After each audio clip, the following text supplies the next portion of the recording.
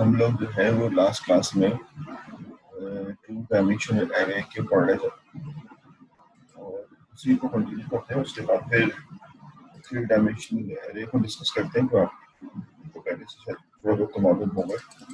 फिर उसके बाद जो है वो आज थोड़ा टाइम कॉम्प्लेक्सिटी को डिस्कस करते हैं।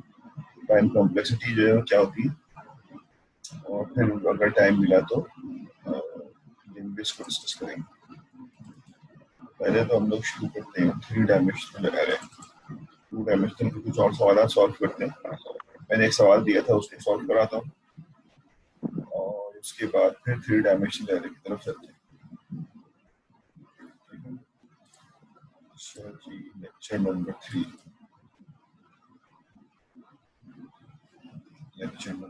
है। सही।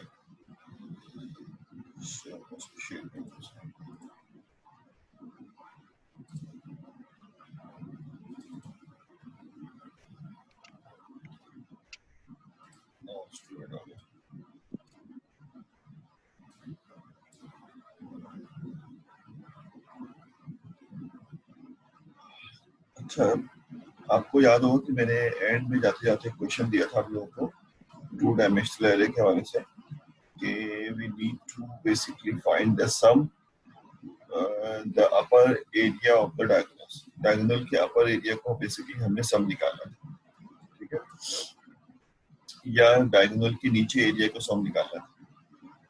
सम कह लो, अगर सम निकल जाएगा तो फिर मीन भी निकल जाएगा। तो अब एरे हमें नहीं पता कि क्या साइज है, डेटा हमें नहीं पता क्या है, क्योंकि हम तो जेनेरिक कोड लिखते हैं। तो वो हमें बेसिकली उसका कोड जो है वो लिखना था, जो हमने लास्ट क्लास में डिस्कस किया था। तो कुछ लोगों ने ट्राई किया होगा और कुछ जो है वो रह गए वो ट्राई करने से। इसी से सवाल सॉल्व हुआ था, ट्राई नहीं किया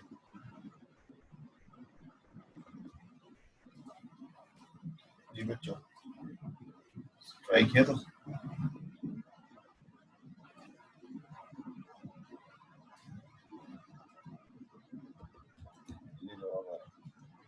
To find the, आवाज आ रही है मेरी? To find the sum या mean of the पर पार्ट ऑफ डायगोनल टाइप।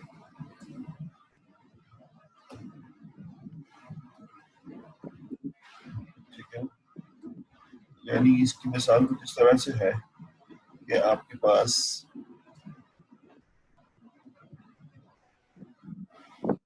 अगर ये एरे है, अच्छा ये भी इसमें ये भी मैंने कहा था कि इट इज एसेंशियल कि आपके पास जो है डायगोनल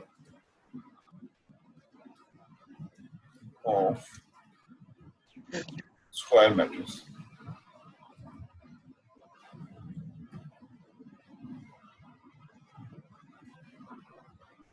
ठीक है, यानी स्क्वायर मैट्रिक्स में हम ये कर सकते हैं क्योंकि स्क्वायर मैट्रिक्स ही बेसिकली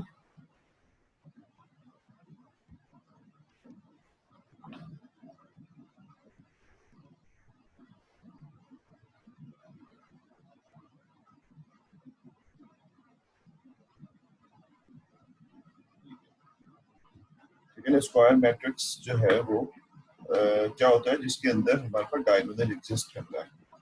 अच्छा तो ये जो हमारे पास मैट्रिक्स है इसमें यहाँ पर जो भी डेटा होगा, यानी जो मैट्रिक्स बना हुआ होगा, जितनी भी रो जितने भी कॉलम हमें से कंसर्न नहीं है, लेकिन जो भी रो होंगे उतने ही कॉलम होंगे।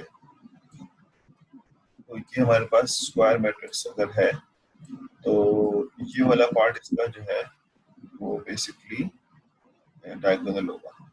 ये जो मैट्रिक्स बन रहा है ये वाला, ये डायगोनल है, ये डायगोनल है, ये डायगोनल है, सही है ना, ये सारे डायगोनल। डायगोनल का मतलब होता है, मैं आपको बताऊं, मैट्रिक्स के अंदर डायगोनल वो होता है जिसके रो और कॉलम की इंडेक्स सेम हो। ये वाला पार्ट डायगोनल नहीं होता। समटाइम स्टूडेंट को ये बात मालूम नहीं होती कि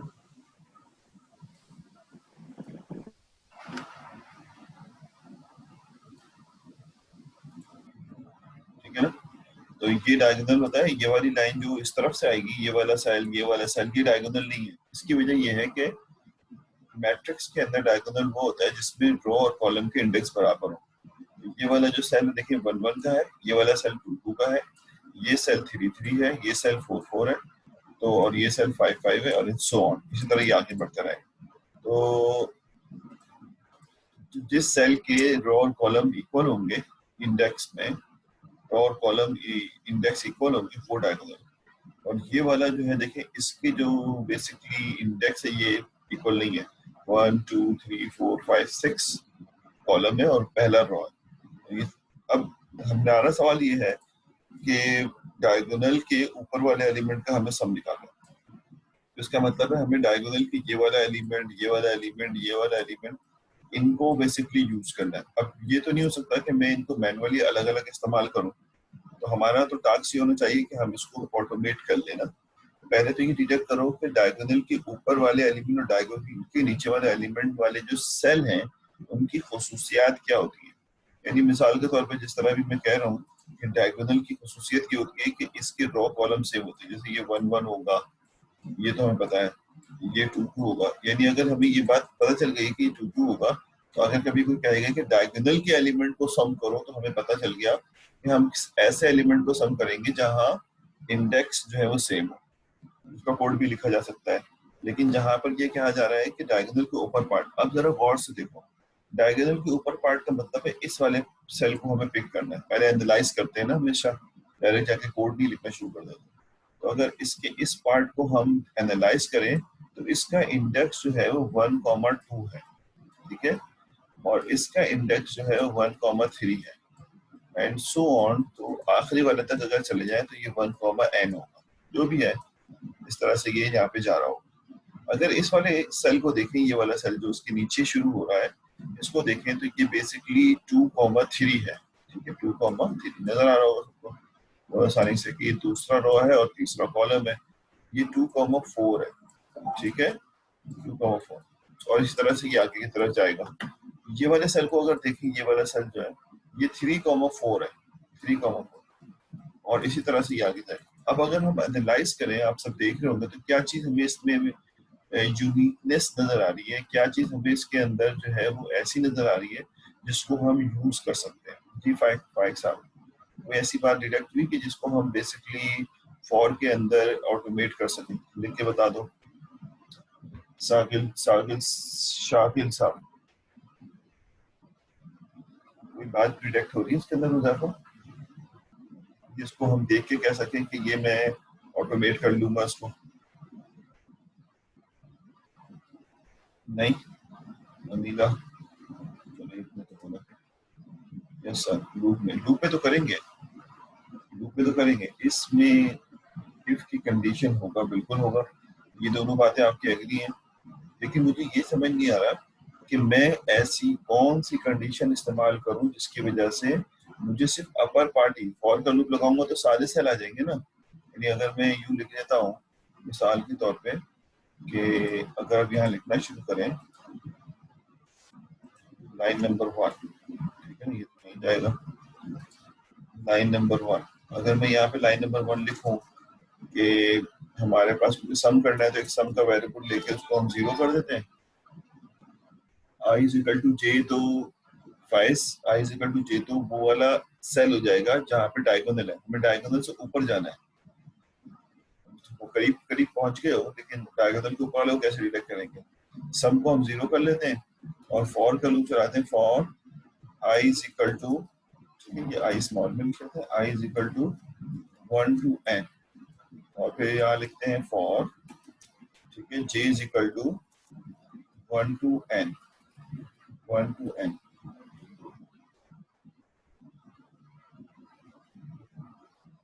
नहीं एम्प्टी तो नहीं, ये तो लॉजिक नहीं है ना। हम तो ये सोच ही नहीं रहे कि प्रिंट कराना है, हम तो सोच रहे हैं इसका मीन निकालना है। तो हम इसका मीन निकालने के लिए हर डायगोनल के ऊपर के हर पार्ट का बेसिकली सम निकालना होगा। जिस तरह पहले जैसे मैं लिख रहा हूँ ना, ये देखना, ये हर सेल को डिटेक्ट करेगा। ये पहले लिख चुका हूँ मैं, पर आपको समझाने के लिए लिख रहा हूँ कि sum is equal to sum plus, ये ट्रैवर्सिंग का जो जर्नल एल्गोरिथम था, sum is equal to sum plus, और यहाँ लिखूंगा अगर एरे का नाम ए है तो यहाँ लिखूंगा आई और यहाँ लिखूंगा जे। सही, तो समझ में आता है ना, आई और जे। और फिर यहाँ पे मैं इस वाले एंड कर दूंगा, एंड फॉर जे, जे वाला लूप एंड करूंगा पहले, ठीक। उसके बाद फिर मैं एंड करूंगा यहाँ पे जे वाले लूप के बाद आई वाला लूप, यहाँ आ जाएगा and for I, and for I. अगर मैं यूं लिखता हूँ तो अब तुम सोचो कि ये तो एक जनरल एल्गोरिथम हो गया ना, जो भी जाएगा और इसके हर सेल को एक्सेस कर लेगा। डायगोनल के अपर भी हो, नीचे भी हो, डायगोनल सबको एक्सेस करेगा। लेकिन अगर मुझे डायगोनल एक्सेस कराना है, जैसे तुमने अभी बताया यहाँ पे कि मुझे इस जगह पे यहाँ पे इफ लगाना पड़ेगा। अब इफ में कंडीशन लगानी पड़ेगी और ये चीज इफ के अंदर होगी। अब इफ के अंदर जैसे इसने कहा कि i is equal to j, लिख देता हूं मैं जैसे यहाँ पर, if i is equal to j, i is equal to j, ठीक है, देन यू लिख देता हूं। तो इसका मतलब है कि इस वक्त सम जो है सिर्फ उस एलिमेंट का होगा जो डायगोनल में है। जब ये आएगा i1 होगा, j1 होगा, तो i और j1 बराबर है, तो ये a11 को एक्सेस कर लेगा। फिर उसके बाद जाएगा और जितनी भी एलिमेंट एक्सेस करेगा उनको वो बेसिकली नहीं मिल सकेगा। यानी आई जे की वैल्यू 2 हो जाएगी तो फेल हो जाएगा, जे की वैल्यू 3 हो जाएगी तो फेल हो जाएगा। फिर जब दोबारा ये आई जो है दोबारा यहाँ पे आएगा और आई की वैल्यू 2 होगी और नीचे आके जे की वैल्यू 2 होगी, तो फिर 2 पे ये सॉल्व हो जाएगा। तो ये तो वो बात हो गई कि डायगोनल के एलिमेंट, मैं तो कह रहा हूँ डायगोनल को हिट ही नहीं करना, डायगोनल के ऊपर वाले एलिमेंट हिट करने। तो अब अगर आप देखें, अगर आप नहीं समझ पा रहे हैं इस बात को कि क्या इसके, यही तो आर्ट है एनालाइज करने का, कि हम एनालाइज करें आई नॉट इक्वल टू जे होगा फाइस, तो फिर नीचे वाले भी आ जाएंगे, हमें तो ऊपर वाले लेने हैं सारे, क्योंकि नीचे वाले भी तो आई नॉट इक्वल टू जे है। समझ रहे हो मेरी बात? यानी अगर मैं यहाँ लिखता हूँ कि I is not equal to j, तो इसका मतलब होगा कि हम नीचे वाले पार्ट यानी सिर्फ डायगोनल को छोड़ रहे हैं, लेकिन ऊपर और नीचे दोनों को ले रहे हैं। लेकिन हमारा तो अभी इंटेंशन ये है कि सिर्फ ऊपर वाले पिक करें। तो हमें ऐसा ऐसा सोचना है, ऐसा एनालाइज करना है कि सिर्फ ऊपर वाले पार्ट हमें यहाँ पर समीशन के अंदर आ जाए। तो अब जरा गौर से देखो ब्लू लाइन को, मैं समझाने की कोशिश करता हूँ ताकि हमारा टाइम थोड़ा सा कम है। आपसे मैंने इंट्रैक्शन इसलिए की थी कि शायद तो थोड़ा बहुत आपका भी जहन चले, ताकि आगे के सवाल को आपने खुद एनालाइज करना है। मैं बार बार स्टूडेंट्स से ये कहता हूँ कि एनालाइज करने का काम कभी नहीं छोड़ो। आते ही सवाल को सॉल्व करना शुरू करता हूँ। पहले पूरा अच्छी तरह एनालाइज करो, देन कोड लिखो। हाँ बोलो।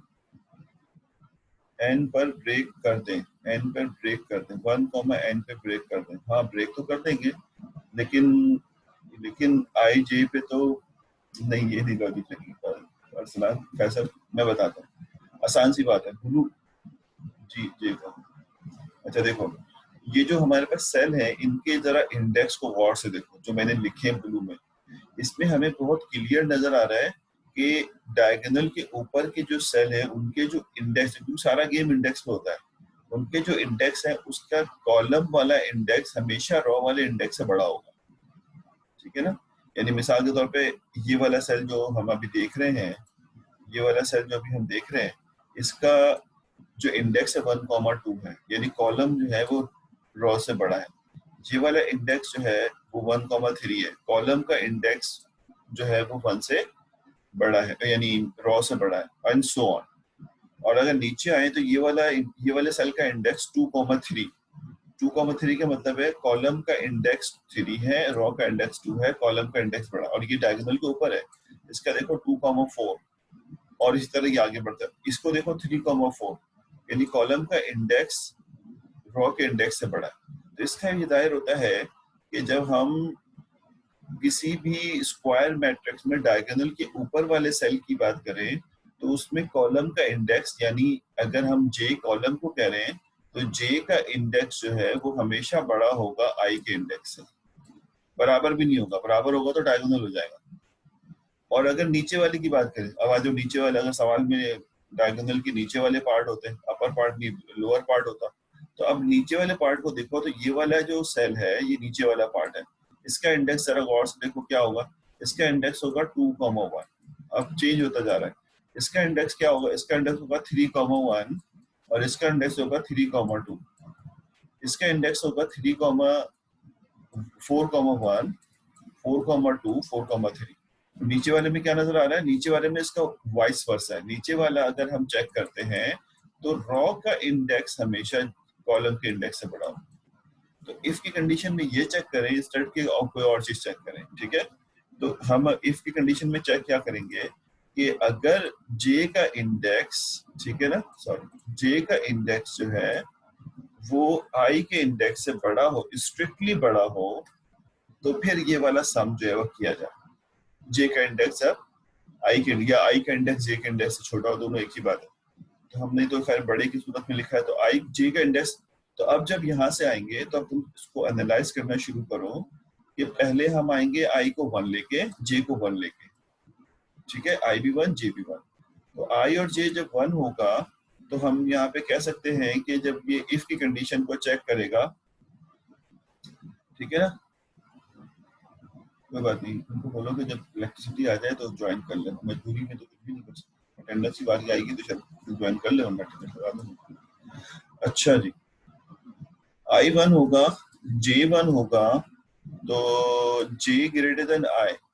अभी तो ये फेल हो गया क्योंकि दोनों बराबर हैं। फेल हो जाएगा तो सम नहीं होगा, दोबारा J के पास जाएगा इंस्टेड ऑफ के I के पास जाए। J की वैल्यू 2 हो जाएगी, I अभी 1 ही रहेगा, तो 2 ग्रेटर देन 1। 2 ग्रेटर देन 1 का मतलब है कि ये ट्रू हो गया, तो यहाँ आ जाएगा। 2 ग्रेटर देन का मतलब ये हुआ कि पहला रॉ दूसरा कॉलम, पहला रॉ दूसरा कॉलम, इसका मतलब है हमारे पास पार्ट पे ही है, और वो सब में भी आ रहा है। फिर ये जे के बाद जाएगा, J3 हो जाएगा, J3 हो जाएगा तो फिर ये ट्रू हो जाएगा। 3 का मतलब हुआ पहला रॉ तीसरा कॉलम, यानी हम इसकी बात कर रहे हैं, तो फिर ट्रू।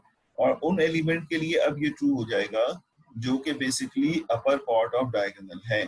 जब ये सम हो जाए तो हम इसका सम निकाल। और अगर कोई कहता है कि आपने इसका बेसिकली मीन निकालना था, मीन कैलकुलेट करना था, तो अब आप क्या करेंगे कि इसके दो तरीके हैं। कि एक तरीका तो ये है कि मीन अगर निकालना हो तो आप आसानी यहाँ पर जहाँ इफ के अंदर आ रहे हैं वहां पे काउंटिंग भी कर लें। यानी आप ये कर लें कि ये आपके पास आ जाएगा कि काउंट प्लस 1, यानी अंदर आओ तो उसको गिन भी लो, और उसके बेसिस पे यहाँ पर काउंट को भी 0 कर लो, क्योंकि ये भी एक क्यूमुलेटिव एडिशन कर रहा है, गिन रहा है कितने एलिमेंट हैं। Count is equal to 0।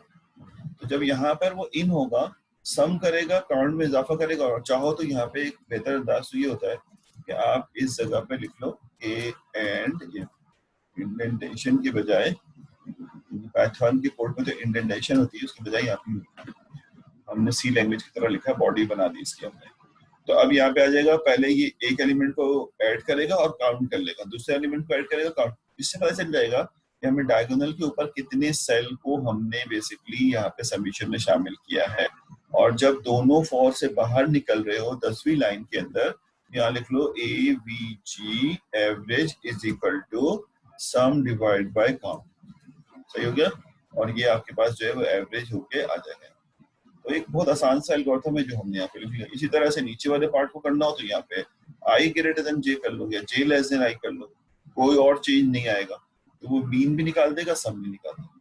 इस तरह से हमें अपनी 2 डायमेंशनल एरे को हैंडल करना आना चाहिए, और बहुत ही जेंटली। जो मैं आपको बताऊं कि जिसने 1 और 2 डायमेंशनल एरे और या 3 डायमेंशनल एरे की इंडेक्सिंग को सीख लिया, उसकी हैंडलिंग को सीख ली, समझ लो उसके लिए एरे में कोई दुश्वारी नहीं बची।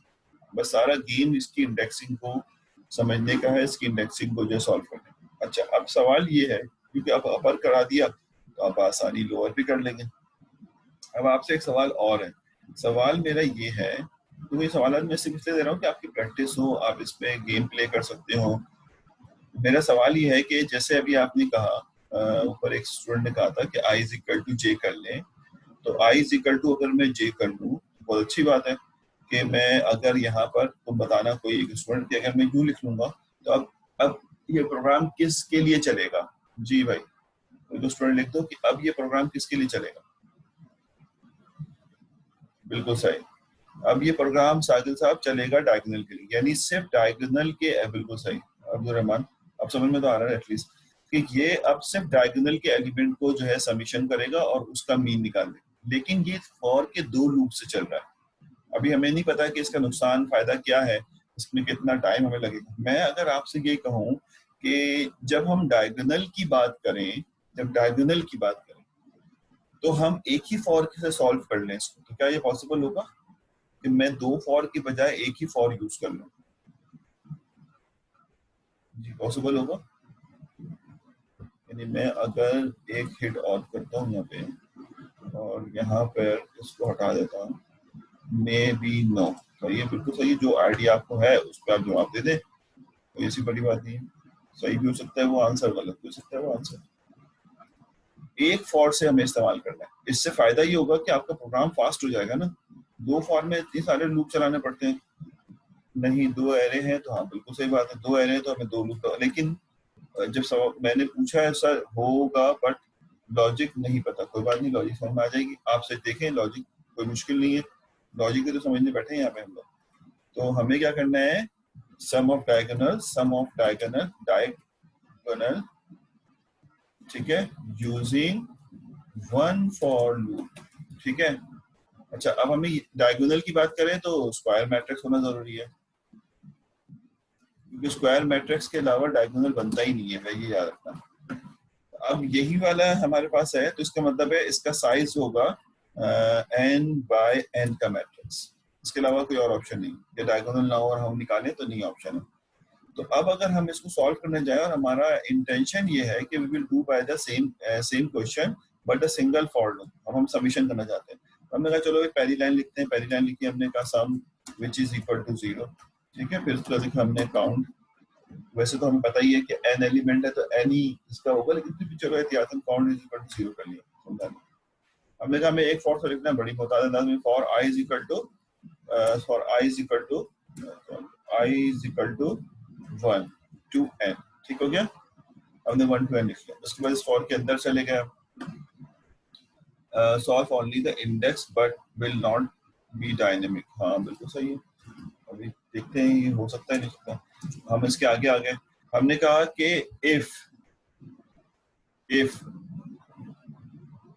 ठीक है, और यहाँ पे हमने कर दिया कि हम इसको देखिए एक ही फॉर चलाया हमने, इफ भी नहीं लिख रहे हम, इफ भी छोड़ दो, एक ही फॉर चलाया। हमने कहा कि sum is equal to sum plus a array का नाम है आई और आई, ठीक है। इफ भी नहीं लिखने की जरूरत है हमें, हमने कहा एक ही लूप चलाओ 1 से लेकर n तक, और जो आई लोकेशन पे एलिमेंट है उसको सब में शामिल कर दो। अभी देख लेते हैं इसमें क्या अच्छाई है बुराई आएगी।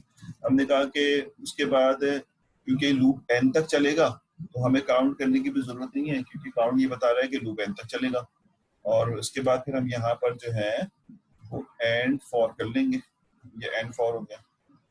ठीक, उसके बाद हम यहाँ पे जाके अगर एवरेज निकालना है एवीजी के बराबर हो जाएगा सम डिवाइड बाय एन। एन का मतलब है जितने नंबर हमने इसमें ऐड किया। ठीक है, इसके बाद आप यहाँ पे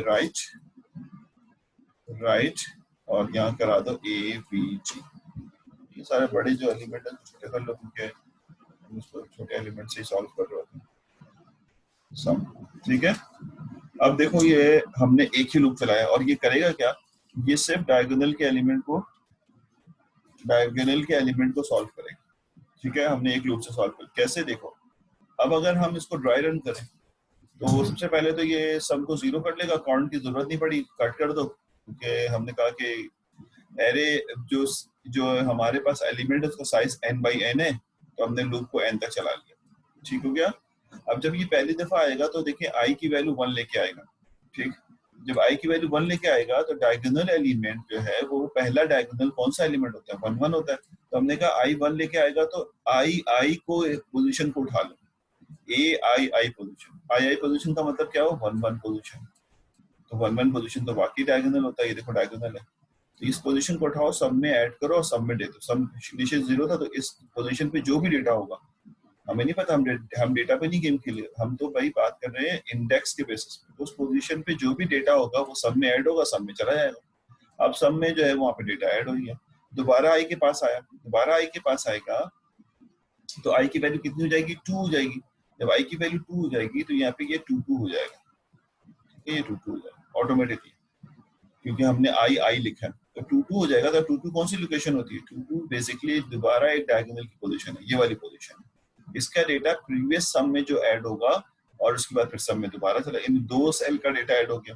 फिर आई के पास जाएगा 3 आ जाएगा, 3 का मतलब है ये 3 3 हो जाएगा, 3 3 का मतलब डायगोनल एलिमेंट है। तो दोबारा से ये सम के प्रीवियस 2 डेटा में सम हो जाएगा और ये सम के अंदर चला, और इस तरह से ये होते होते आखिर में कहाँ तक पहुंचेगा, एन तक पहुंच जाएगा। एन का मतलब है आखिरी सेल पे आ जाएगा। जब ये आखिरी सेल पे आ जाएगा तो फिर उसका डेटा प्रीवियस सारे सेल के साथ ऐड होगा और सम हो जाएगा। और हमें पता है कि लूप कहाँ तक चला है, इसके अंदर टोटल नंबर ऑफ सेल कितने, n सेल है। n सेल होने की वजह से हमें काउंट करने की जरूरत नहीं है। अब हम नीचे आएंगे, सम को n से डिवाइड करेंगे, एवरेज आ जाएगा और एवरेज को यहाँ पे हम प्रिंट करा देंगे। This is a simple program using by one for. तो हो गया ना। तो इस तरह से हमें लॉजिक को सोचना है भाई, कि आपके पास जो है वो किस तरह का क्वेश्चन है और कैसे सॉल्व करेंगे। अगर मैं ये बात बोलता कि डायगोनल के ऊपर वाले एलिमेंट को एक फॉर से करो तो थोड़ा शायद मुश्किल हो जाता है आपके लिए, शायद हो भी जाए, मैंने ट्राई नहीं किया लेकिन मुश्किल हो जाएगा। तो इस बेसिस पे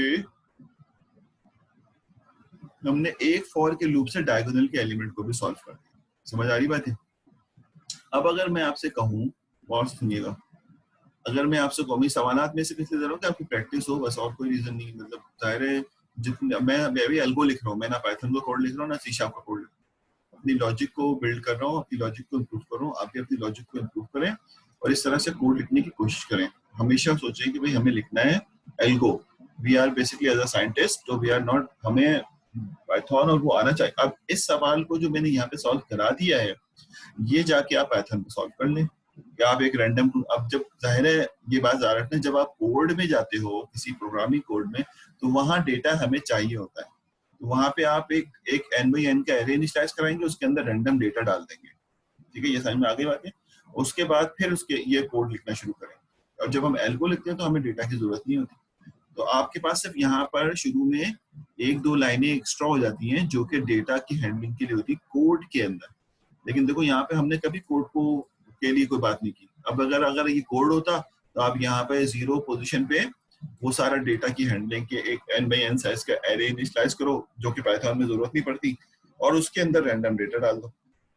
पाइथन में रैंडम किस तरह से करते हैं वो आप पढ़ के उसके अंदर डेटा डाल दें। उसके बाद फिर यहाँ से लिखना शुरू। और पाइथन में ये बहुत नियरेस्ट टू पाइथन है।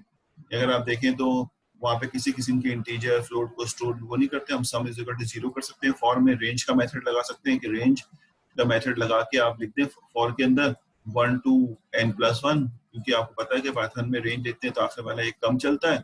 ये वाली लाइन बिल्कुल पाइथन जैसी लिखी है, सिर्फ यहाँ पे सिंगल एरे में मतलब ब्रैकेट आ जाएगा और ये लिखने की जरूरत नहीं पड़ेगी, बाकी सारा चल जाएगा। तो ये चला के आप जरूर देखा करो। अच्छा, मैं अगले सवाल पे जा रहा हूँ।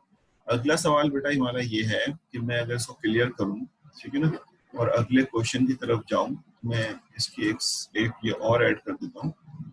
और मैं लिख भी इसलिए लिखा हुआ देखो, लेकिन ये है स्लाइड में, मुझे तो ये याद भी नहीं था कि ये सवाल कराऊंगा, लेकिन ये है कि अभी इसलिए लिख रहा हूँ कि आपको कॉन्फिडेंस बिल्ड हो कि भाई टीचर भी लिख सकते हैं खुद ही रन टाइम पे, तो हम भी लिख सकते हैं। लिखा हुआ होता तो कहते भाई बुक से, तो ये बुक में है भी नहीं सवाल आती, तो खुद मैंने जनरेट किया। जैसे अभी एक और सवाल जनरेट कर रहा हूँ कि हमारे पास अगर ये एक 2 डायमेंशनल एरे है, सॉरी इसको कलर चेंज कर दें, अगर हमारे पास ये 2 डायमेंशनल एरे है, ठीक है, और अब हमें नहीं पता कि ये स्क्वायर है या नहीं, हमें इससे कोई कंसर्न नहीं ये स्क्वायर है या नहीं। अब हम डायगोनल की बात नहीं कर रहे, अपर की बात नहीं कर रहे, तो फिर स्क्वायर होना जरूरी नहीं था। हमें सिर्फ ये देखना है कि जो भी एरे है उसमें जो हमारे पास इंडेक्स हैं, और सवाल सुनना और से ताकि एनालाइज कर सको और कोड लिख सको। जो इंडेक्स है, इंडेक्स हमेशा 2 डायमेंशनल एरे में 2 एलिमेंट पे कंसिस्ट करता है। 2 इंडेक्स होते हैं, इन दो से हमारा 2 एलिमेंट होते हैं, एक आई होता है एक जे होता है। जैसे ये वाला 1 1 होगा और ये वाला 1 2 होगा, ठीक है, ये वाला 1 3 होगा, इस तरह से। मैं कह रहा हूँ कि उन सेल में जिसके इंडेक्स का समीशन, इंडेक्स का समीशन मतलब है ये एक इंडेक्स 1 है, ये 1 है, 1 1 का समीशन जो है वो 2 हो जाएगा, और इस वाले इंडेक्स का समीशन जो है वो 3 हो जाएगा, इस वाले इंडेक्स का समीशन जो है वो 4 हो जाएगा, और इस वाले इंडेक्स का समीशन 5 हो जाएगा, एंड सो ऑन। नीचे वाले पाएंगे तो चेंज हो जाएगा दोबारा से, ठीक है ना। इस वाले इंडेक्स का समीशन ये 2,1 होता है तो 3 हो जाएगा दोबारा, ये 2,1 होगा ना ये इसका समीशन। और इस तरह से हर एक सेल का इंडेक्स जो है वो एग्जिस्ट करेगा और उनका समीशन होगा। मेरा सवाल ये है कि जो इंडेक्स है उसके समीशन जो है अगर 2 का डिविजिबल है तो उसका मीन में शामिल करो, उसका सम निकालो, सम में शामिल करो, और अगर वो डिविजिबल बाय 2 नहीं है तो उसको बेसिकली आप सम में शामिल नहीं करेंगे। क्या सवाल हुआ कि if you have a square matrix, अगर आपके पास एक स्क्वायर मैट्रिक्स है, ठीक है, to find the sum of the cell of a matrix such that, ठीक है, such that the sum of the index, ठीक, should be divisible by 2। हो गया। अब इस पूरे के पीछे एग्जाम में सवाल आ जाए, आप सोच रहे हैं यार लॉजिक क्या होगी, लॉजिक क्या होगी, तो एग्जाम में जरूरी नहीं कि जो हम पढ़े होंगे, छोटी छोटी सी लॉजिक होंगी जो आपको अभी से डेवलप करनी है। मैंने जो बुक बताई है उसको मैंने कहा था डाउनलोड करने की कोशिश करो, बिकॉज के उस बुक के अंदर बहुत अच्छे अच्छे सवाल आती है ताकि आप उसकी वो कर सकें। अगर वो बुक नहीं मिली तो उसके अलावा दूसरी बुक मैं बिल्कुल भूल जाता हूँ, मुझे व्हाट्सएप पे याद दिला देंगे सर बुक हमें चाहिए, आप भी ढूंढे हम भी ढूंढते हैं, ताकि हम दोनों मिलके जो है ढूंढ लें। तो कोई ना कोई अगर वो बुक नहीं मिल रही तो हम अल्टरनेट कोई दूसरी बुक जो अरेंज करें, ताकि बुक के सवाल सॉल्व करना इज वेरी इंपॉर्टेंट, मेरी नजर में तो बहुत इंपॉर्टेंट। अच्छा भाई, सवाल नहीं समझ में आया तो आइए सवाल समझते हैं। सबसे पहले का मतलब ये हुआ कि हमारे पास जो पहला सेल है, मैं अभी कोड नहीं लिख रहा, समझ रहे हैं, एनालाइज कर रहे हैं। पहला सेल है, इसका इंडेक्स 1 1 है, तो सम करेंगे तो 2 आ जाएगा, और जब इसको हम इसका रिमाइंडर निकालेंगे 2 से, क्योंकि डिविजिबल बाय 2 है, तो रिजल्ट जो है वो 0 आ जाएगा। तो जिसका रिमाइंडर जो है, जो एलिमेंट है उसका रिमाइंडर अगर 2 से निकाले 0 आ जाए तो वो डिविजिबल होता है। दूसरा सेल जो है वो 1 + 2 है, ठीक हो गया। 1 + 2 का मतलब है 3। 3 का जब रिमाइंडर निकालेंगे 2 से तो ये बेसिकली 0 नहीं आएगा, नॉट इक्वल टू 0, तो इसको शामिल नहीं करेंगे, यानी ये वाला इंडेक्स शामिल नहीं होगा। फिर अगले पे जब जाएंगे 1,4, 1,2 के बाद 1,3, 1 + 3 हो जाएगा हमारे हिसाब से, सम कर रहे हैं, इसका आंसर 4 आएगा। तो 4 का मतलब है जब डिविजिबल बाय 2 करेंगे तो इसका आंसर भी 0 आ जाएगा। तो हमें पहले रॉ में तो ये नजर आ रहा है कि एक पहला ले रहे हैं, दूसरा छोड़ रहे हैं, तीसरा ले रहे हैं, ये लॉजिक भी सही है। और एक लॉजिक ये भी नजर आ रही है कि जो भी ले रहे हैं उनके दोनों इंडेक्स को सम कर रहे हैं, सम करने के बाद 2 से डिवाइड कर रहे हैं, यानी रिमाइंडर निकाल रहे हैं, और अगर वो 0 आ रहा है रिमाइंडर तो शामिल कर रहे हैं, वरना शामिल नहीं कर रहे। मिसाल के तौर पे हम इस वाले को, अगर इस वाले रॉ में पहुंच गए किसी वजह से, तो ये रॉ में 1 2 3 4 है, ये 4,1। अब 4,1 के बारे में भी हमें सोचना नहीं, हम लॉजिक लगा चुके होंगे। ये वाली लॉजिक 4,1 5 के बराबर होता है। 5 जो है 2 से डिविजिबल होगा, यानी रिमाइंडर निकाला जाएगा, और अगर ये 0 के बराबर नहीं है तो शामिल नहीं होगा। और अगर इसके अगले वाले सेल को देखें, ये वाला, तो ये बेसिकली 4,2 है, तो ये हो जाएगा 4,2 का मतलब 4 + 2। और अगर हम देखें तो ये 6, और 6 का अगर रिमाइंडर निकालें 2 से तो ये दिस इज इक्वल टू 0, उसका मतलब इसको शामिल कर लेंगे।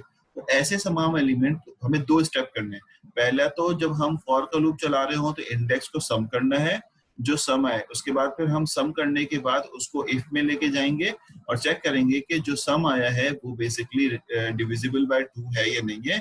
होगा तो सम उसके उस लोकेशन के डेटा को हम, अभी तक इंडेक्स की बात कर रहे थे, अगर है तो उस लोकेशन के डेटा को हम समीशन में शामिल करेंगे, वरना समीशन में शामिल नहीं करेंगे। ये सारा हमने एनालाइज कर लिया 2 स्टेप बेसिस पे। समीशन करेंगे पहले इंडेक्स को, फिर रिमाइंडर निकालेंगे, और अगर रिमाइंडर 0 आएगा तो हम उसका डेटा पिक करेंगे, वरना डेटा पिक नहीं करेंगे। अब हमने अपने तौर पे इस पूरे सवाल को एनालाइज कर लिया। एनालाइज करने के बाद अब हम इसका कोड लिखने जा रहे हैं।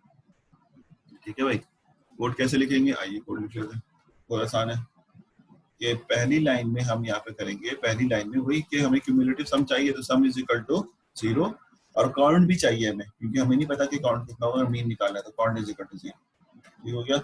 उसके बाद मैंने कहा कि पहला फॉर लगा लो, for is equal to I is equal to, sorry, I for I is equal to 1 to n। उसके बाद दूसरा for j is equal to 1 to, अब आपको पता है कि आपके एरे इक्वल होने जरूरी नहीं है, एरे का साइज स्क्वायर होना जरूरी नहीं है, अब तो कुछ भी हो सकता है। इसलिए पहला वाला n लिया तो दूसरा n नहीं लेंगे, अब कोई और लेंगे ताकि दोनों के दरमियान डिफरेंस नजर आए। दिस इज नॉट एसेंशियल कि ये अगर स्क्वायर हुआ तो खुद ब खुद m की वैल्यू n हो जाएगी। ठीक है क्या। अब हमने यहाँ पे कहा कि एक हमने यहाँ पे टेम्परेरी तौर पे एक टेम्प का वेरिएबल ले लिया और हमने कहा कि i + j कर लो।